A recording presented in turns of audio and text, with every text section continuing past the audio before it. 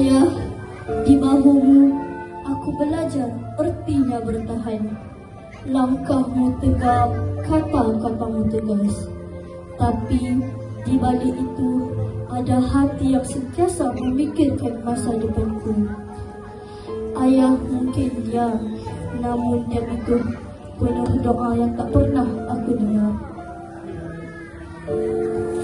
Guru, di kelas yang sederhana, engkau membina impian kami.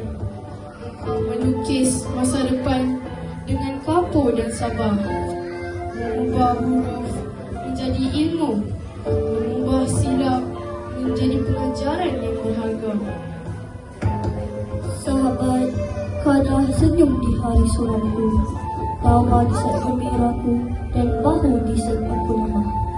Bersamamu, hari-hari sederhana menjadi kenangan manis.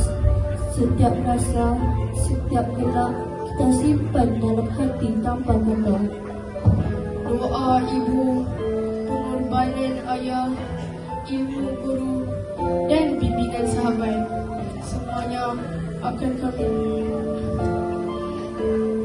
Engkau adalah empat cahaya yang menuntun kami hari ini, sehingga kami berdiri di sini dengan rasa penuh terima kasih.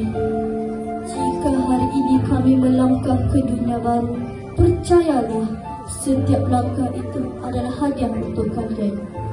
Doa ibu, pengorbanan ayah, ilmu guru dan bimbingan sahabat, semuanya akan kami bawa hingga dewasa, hingga berjaya, hingga suatu hari nanti kami pula yang menjadi cahaya untuk orang lain.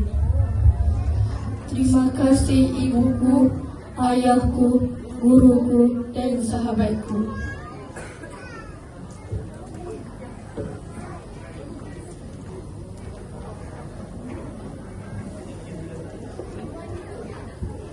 Sekian itulah persembahan sajak dari kami yang bertajuk Empat Cahaya Hidupku. Seterusnya terimalah persembahan nyanyian perpisahan dari kami, Pelajar Tahun 6 Sekolah Rendah Islam Keluarga Insan 2025. Lagu pertama yang ingin kami persembahkan adalah khusus buat guru-guru kami yang tercinta. Terimalah lagu yang bertajuk Terima Kasih Guruku.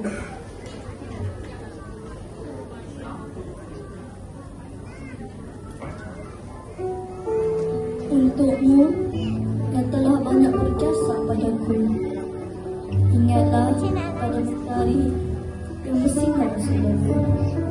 Bagai hatimu yang kulihat tak pernah jemu.